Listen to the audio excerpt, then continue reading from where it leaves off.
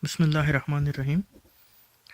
So, the desired approach, according to the Quran, is one which moves man's heart and mind.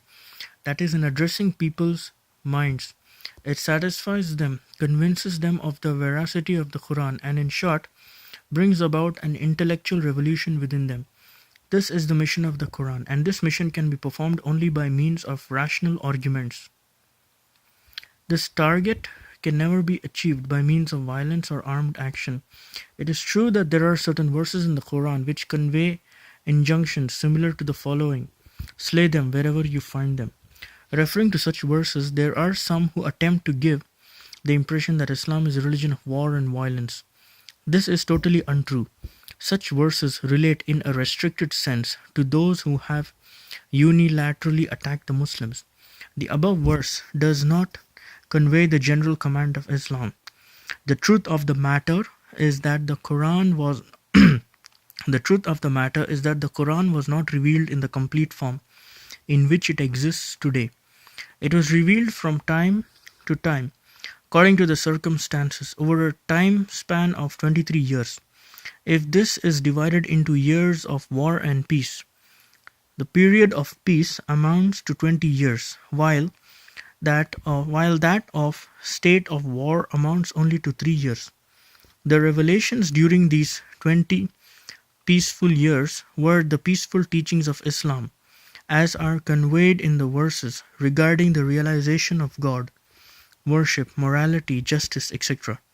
This division of commands into different categories is a natural one and is found in all religious books.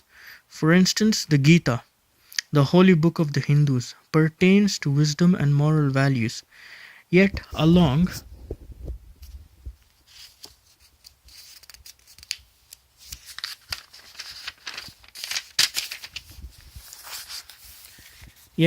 with this is the exhortation of Krishna to Arjuna, encouraging him to fight. Bhagavad Gita, chapter 3, verse 30. This does not mean that believers in the Gita should wage wars all the time. Mahatma Gandhi, after all, derived his philosophy of non-violence from the same Gita. The exhortation to wage war in the Gita applies only to exceptional cases where circumstances leave no choice.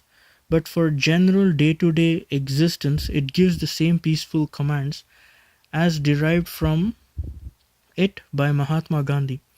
Similarly, Jesus Christ, peace be upon him, said, "Do not think that I came to bring peace on earth. I did not come to bring peace, but a sword."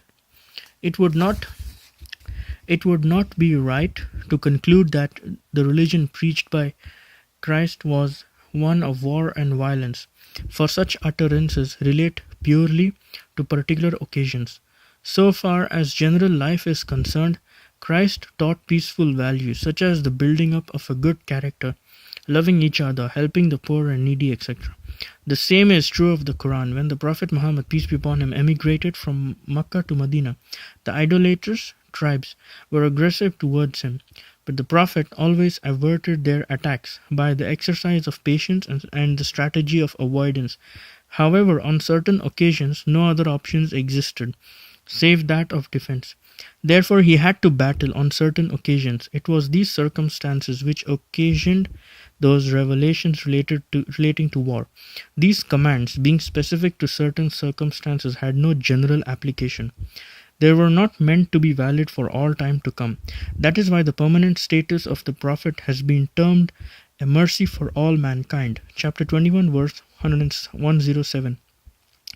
Islam is a religion of peace in the fullest sense of the word. The Quran calls its way the paths of peace. Chapter 5, verse 16. It describes the reconciliation as the best policy. Chapter 4, verse 128, and states that God abhors any disturbance of the peace. We can say that it is no exaggeration to say that Islam and violence are contradictory to each other.